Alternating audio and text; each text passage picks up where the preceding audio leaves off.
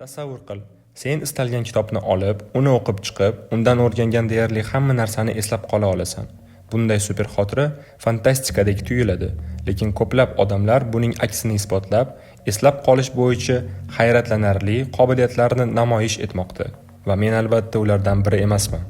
Men yuzlab kitoblar, bloglar, maqolalarini o'qidim, lekin kerak paytda biror narsani eslashga to'g'ri kelganda men muvaffaqiyatsizlikka uchrayman. Shuning uchun men bu zaif tomonim ustida ishlashga qaror qildim va dunyoning eng aqlli insonlarining bilimlariga murojaat qildim. Va bu videoda men hayotingda ma'lumotni eslab qolishning eng samarali usullarini qanday joriy qilish haqida gapirib beraman. Tasavvur qil, men senga o'tgan yili o'qigan kitobingni ko'rsatdim. U o'quv yoki ish bilan bog'liq bo'lishi mumkin. Qanday o'ylaysan? Sen hech bo'lmaganda shu kitobdan 5 ta faktni eslay olarmiding? Yoki uni boshqa odamga qayta hikoya qilib bera olarmiding? Yaxshi, keling buni o'zimda tekshirib ko'raman. Masalan, San'atkor kabi o'g'irla degan kitob. Ijodkor inson boshqalardan ilhom oladi. Shuning uchun san'atkor kabi o'g'irlash kerak. Mana shu narsa faqat bittagina fakt, chunki qolganlari esimda yo'q. U nima edi? U yerda nima haqida gap borardi? Shunday kabi so'zlar, xayollar keladi. Shu bilan tamom. Men hatto 48 ta qonundan bittasini ham eslay olmadim. Axir endigina o'qigandim-a. Yangi o'qilgan kitob. Bir oy ham o'tmadi. Agar sen u yerdagi maslahatlarni qabul qilib, hayotga joriy qilishni niyat qilmasang, ayniqsa self-development, o'zingni rivojlantirish kitoblarini o'qishing ma'nosi yo'q. Lekin butun kitobni to'liq eslab qolish oddiy o'quvchi uchun juda qiyin. Men shuni tushundimki, ma'lumotni eslab qolish qobiliyati odamdan odamga farq qiladi.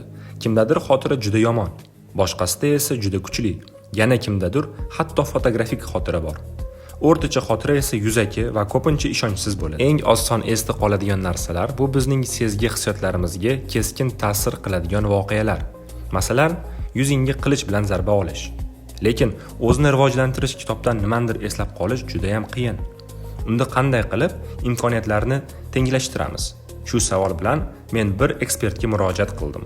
Men internetda o'qidimki, sen 3000 ta kitob o'qigansan. Bu rostmi? Bilmayman, bu savol menga unchalik to'g'ri tuyulmaydi. Xuddi kimdandir nechta sevgiling bo'lganini so'ragandek. Men birinchi marta 2019-yilda Ryandan intervyu olganimda, uning fenomenal xotirasi meni hayratda qoldirgandi. U juda oldin o'qilgan kitoblardan iqtiboslarni bemalol ayta olardi. Masalan, Eisenhower bu haqida gapirgan, keyin William James va hokazo. Men ko'pincha Blaise Pascal, Budda, Mark Avreliy, Seneca, Konfutsiydan iqtibos keltiraman. Menga bu yigitning siri juda kerak edi. Shuning uchun men u bilan bog'lanishga qaror qildim. Men aytdim, menda muammo bor. Men har qanday non-fiction kitobni o'qiganimdan keyin go'yo boshim bo'shab qoladi. Hech narsani eslay olmayman. Hatto asosiy xulosalarni ham. Qanday qilib men o'qigan narsalarni eslab qolishni va ularni hayotda qo'llashni o'rganishim mumkin? U javob berdi. Avvalo, talabni pasaytir. Agar sen kitobdan bitta yoki ikkita foydali xulosa olsang ham, bu hayotingni o'zgartirishi mumkin. Sen kitob uchun $10-15 to'lading. Ikki kuchli xulosa uchun bu ko'pmi? Ko'pchilik shuni unutadi. Kitob bu sayohat, lekin nega men undan hech narsa olib chiqa olmayapman? Men bir paytlar Robert Greene bilan ishlaganman. U menga o'qishning yangi usulini ko'rsatdi va men hozirgacha un bilan foydalanaman. Men kitobni o'qiyotganda muhim joylarini belgilayman va izohlar yozaman. Menga yoqqan hamma narsani ajratib olaman. Keyin yozuvchi sifatida foydali bo'lishi mumkin bo'lgan fikrlarni kartochkalarga yozib chiqaman.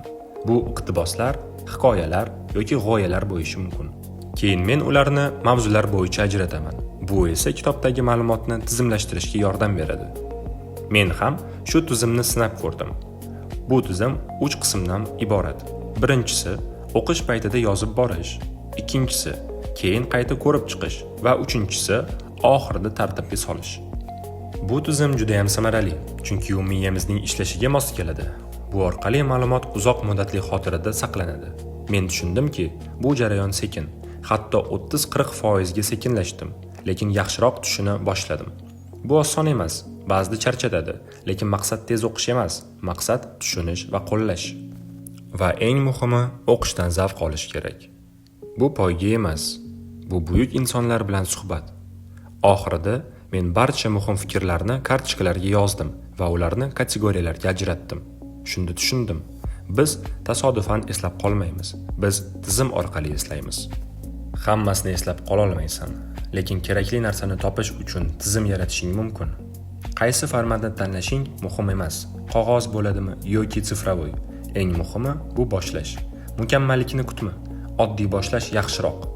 Eng asosiysi bu tizim ishlasin va seni yaxshiroq qilsin. Bu videoni ko'rganing uchun kattakon rahmat. Like bosib qo'y. Agar video yoqqan bo'lsa, obuna bo'lishni unutma. Bu kanalda biz foydali va bizni yaxshiroq qiladigan narsalarni, materiallarni tarjima qilamiz. Keyinchalik o'zimiz ham video ishlab, o'zimizning fikrlarimizni sizga yetkazib berishga harakat qilamiz.